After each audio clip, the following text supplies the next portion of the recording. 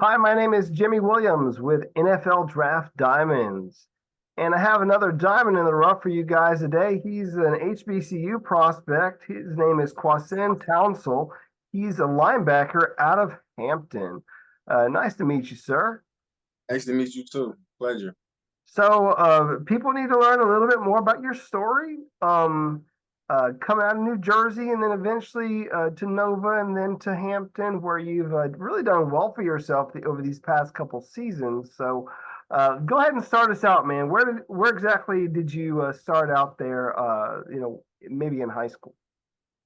In high school, my freshman year, I went to a school called Holy Spirit.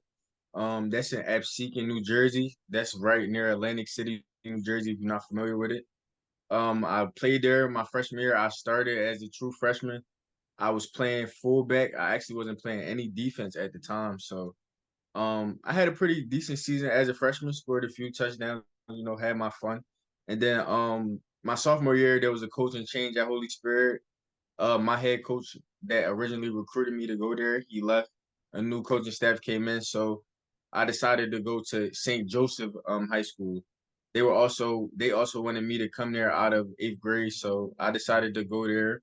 I spent the next 3 years of my high school career there. My senior year, that's when I really feel as though I came alive for the most part on offense. I played running back. I scored 30 touchdowns. I had 1,600 yards rushing and had 50 plus tackles also. So that's where it all got started. Coming out of high school, I had offers for both running back and linebacker, but my team and my support system just told me that they felt as though it would be a smarter route for me to go as a linebacker and be a faster linebacker rather than be on the slower half of the running back. So that's what I did. Well, I mean, those sorts of things happen, especially, with high schoolers. You don't always transition to the same position, but that doesn't necessarily mean that you can't find success at another position. But yeah, so just kind of reiterating, I mean, dude, you were actually a pretty good running back in high school there for St. Joseph. And then, that one senior season, man, it was like the season of all seasons for you as a running back. I mean, over 1,600 yards, 30 touchdowns. I mean, that was pretty awesome. I mean, what do you remember most about your high school days, man? Like, what's like one memory that you want to share? What I remember most about my high school days is the high school I went to was a very like traditional football high school, led by Coach Sacco. I'm not sure if you know him, but in South Jersey, he's a legend. I think he at one point had like 8 straight state championships. I won two state championships myself. So if I had to pick days, those are the most memorable days of my life, winning the state championship. Definitely the one my senior year. But what I miss about my high school career, just like I don't know. We just was traditional. Like we'll have team dinner before the games. The night before the games on Friday night, we'll all go to Coach Sacco's house. The whole team be in the basement eating pizza, watching football, different stuff like that. I'm not sure if you're familiar with the song "The Boys of Fall."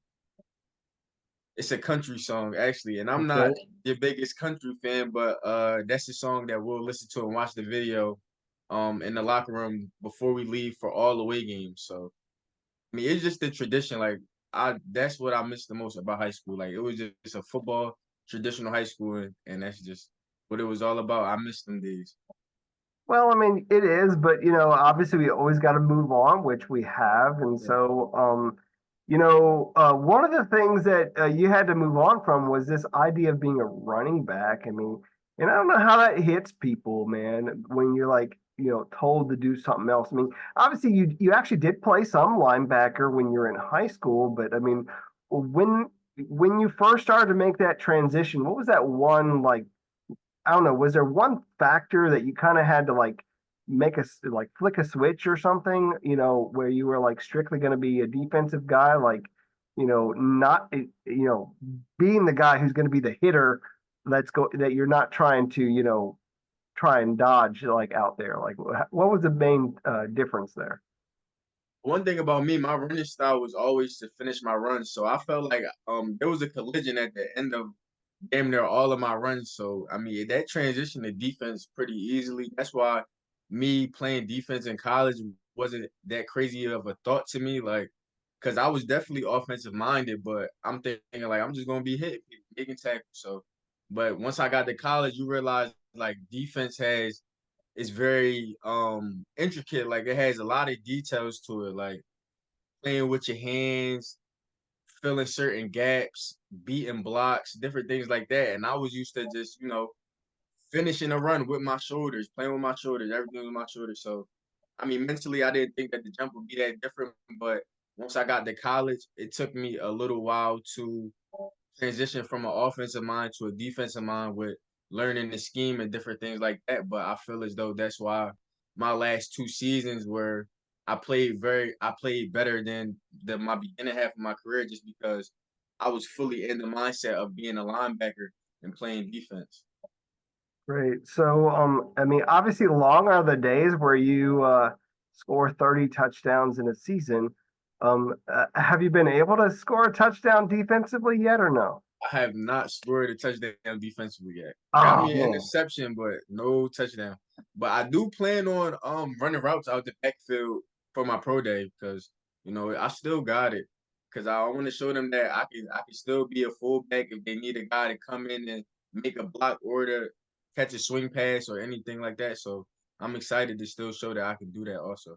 Well, hey man, I mean, definitely, gonna have an opportunity to do that. I mean, once that's upon you. So, let's kind of move forward. So, I mean, again, out of high school, you started first there at Villanova, and so let's talk through that a little bit. I mean, Villanova, really good school. I mean, no, I think a couple seasons ago, it had a really good running back there. I think they've always had a really good running back core these past couple seasons, and so um, obviously, that's probably one of the reasons why they're like, yeah, I need to get this guy on the field, maybe somewhere else. But hey, there is a good linebacker core there too, man. I mean, what did you I don't know, what did you get out of your time at Villanova? Like, in Um, some of those great people that you were around. Villanova, they just developed me so much. Like I said, I came into college, like I said, playing on my shoulders, having an offensive mindset, different stuff like that. Like they just helped me really wrap my mind around the bigger picture of the game of football. They introduced me to the standard of being a pro player. Like that Villanova program is a real football program. It's no joke. That's why they constantly have success. And I'm still good with all the guys at Villanova. It's all love. I was up at the playoff game when they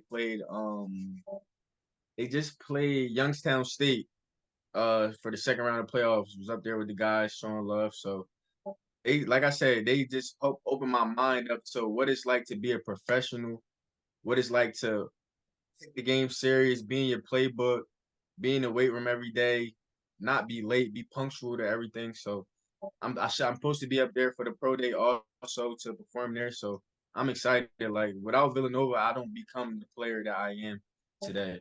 Well, cool. So, obviously you're a part of Villanova, but then, to be honest with you, bro, I think that you really, caught stride when you hit there at Hampton. Of course, Hampton being a well-known HBCU program, but it's funny because you go to Hampton, but as you leave Hampton, Hampton's coming into the CAA, and so you're still facing like the same kinds of opponents. I mean, how'd that transition go with you transferring?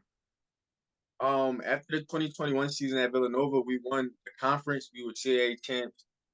That was probably the most snaps that I played up to that date. So, we had like 30 plus seniors on the team.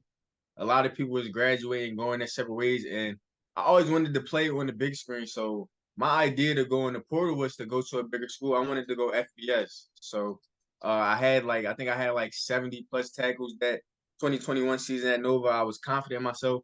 I knew that my next year coming back was going to be my best season of football. So I'm like, yeah, I want to go play on the big screen. I talked to Coach Ferrante at Villanova. He gave me the green light. He gave me his graces. So I went on in the portal, and the portal it gets funny. I think my first day in the portal, I had like 5 offers. I ended up finishing with like 15 offers in the portal, and I had FBS offers They still all on my Twitter and things like that, but stuff gets shaky and you realize that it's not even about what school you at, it's about what you do in the field. So I just felt more comfortable with Coach Prunty at Hampton. He called me every day. He told me the vision that he had for me. And like I said, I was confident in my ability at that point in my career. And I was feeling though like I said, it doesn't matter what school I'm at, it's about what I'm producing on the field. So once I knew that he had my back and that he had my best interest, I was like, yeah, I just want to get out of this portal, go somewhere and just play some football because at the end of the day, that's what it was all about. And the portal really helped me realize that.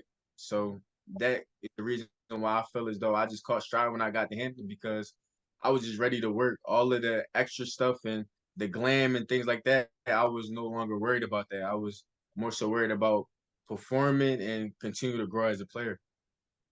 Yeah, and really you did that. I mean, and it's not necessarily saying that you wouldn't have at some other school, but obviously, you did well for yourself there at Hampton. You ended up with over 200 tackles over the past 2 seasons, which is pretty nice. I mean, that's something that you could certainly hang your hat on as a guy that's dedicated, goes out there. Yeah, obviously, when you have numbers like that, that means that you're available and that you're making plays.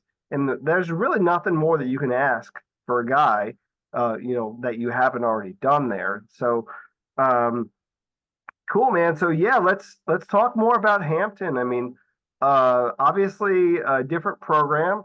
So, what's your role like there, man? I mean, how do they fit you in, and what have you been able to do for them? It's crazy because like I went from a role where I just have to know my assignment and play my gap and do what I'm supposed to do.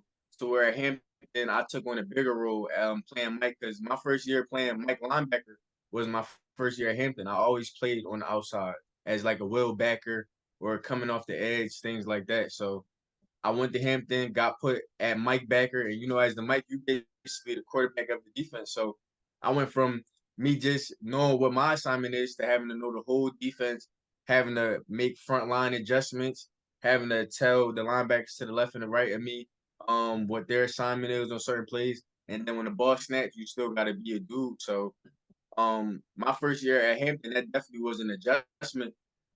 As like I said, you playing a mental game and a physical game at that point. So, like I said, I just felt as though like you run a marathon twice, chances are you're going to run a marathon better the second time than the first time. So I felt like my first year at Hampton just prepared me for the last year. Well, cool, man. So, I mean, again, you've done well for yourself over the past couple seasons. And even that last season at Villanova really shined. Honestly, when you look at like what that team was able to do that season. So, when you look back at like all of that has happened, what's the difference between you now versus when you came in as a freshman? Where do you feel like you've had your biggest growth? My biggest growth, honestly, like of course I've grown physically as a man because just through the years you get stronger, you get faster, you find ways to improve your speed and different things like that. But my biggest growth I feel was mentally. Like I said, I feel as though I just have been able to grasp the game so much more. Like I'm able to be at the right spot at the right times on purpose.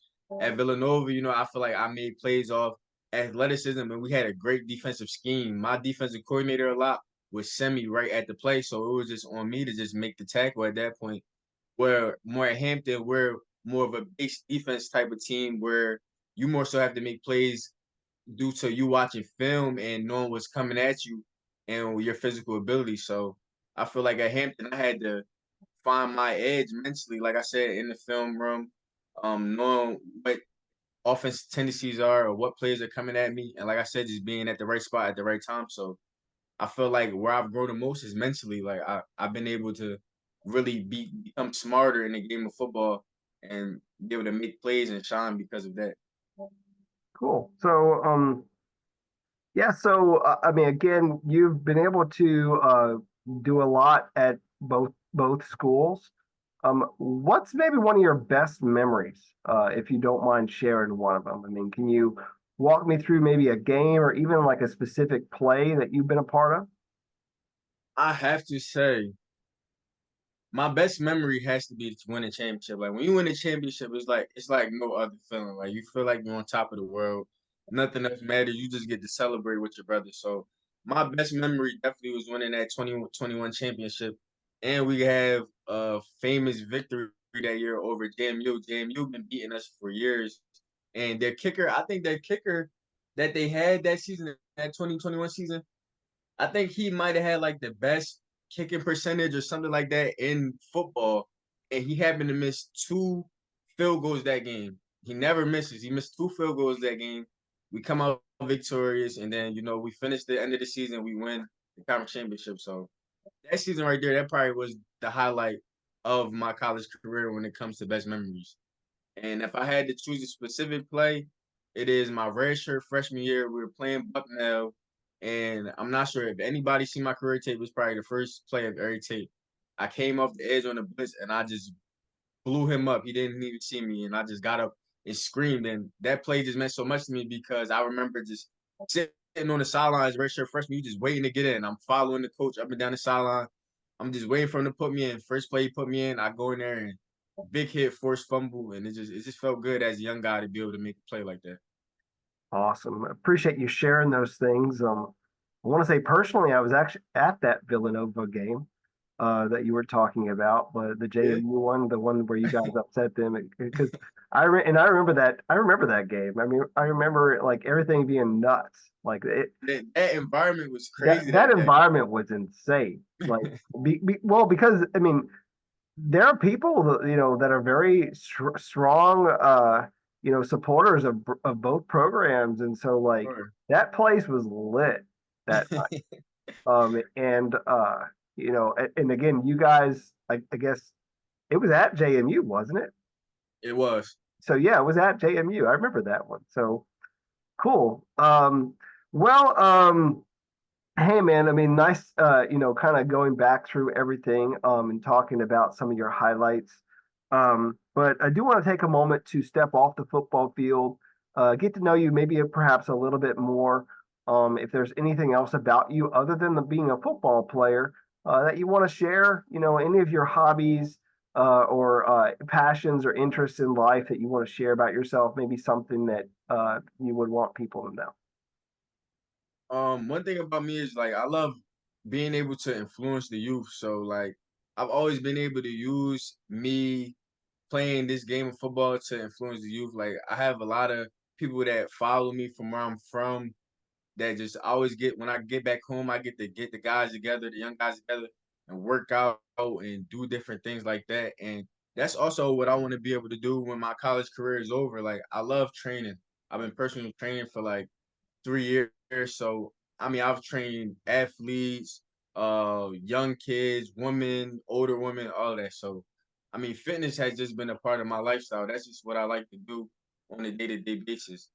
And also, I'm finishing up my master's program. I actually have like one final left, and then I have my master's degree. So that's also another big accomplishment in my life. So that I'm getting my master's in sports management and sports administration. So I'm just a sports guy. Like one thing about me, I always want to stay around the game and just always just be an influence to youth. So I want to be able to use my education that I've got to be able to give back. And when I'm able to be in that position, it's going to be more personal than just being an athlete. Like I want to be able to be a mentor to these kids and let them know like there's smarter ways to move in life. Coming from an inner city, seeing people make bad decisions and different things like that. I just want to be that light and that motivation that people can just follow my path, or when they become close to me, I can improve them and make them as a better person. So that's one thing about me when other than the football. Well, Qwahsin, I mean, we've talked a little bit about everything, quite honestly, and so like now we gotta kind of have to just wrap things up. So obviously, man, you've done well for yourself, showcased yourself as a linebacker after being a very quality running back in high school. Again, going over 100 tackles the past 2 seasons, being a very effective leader for your team.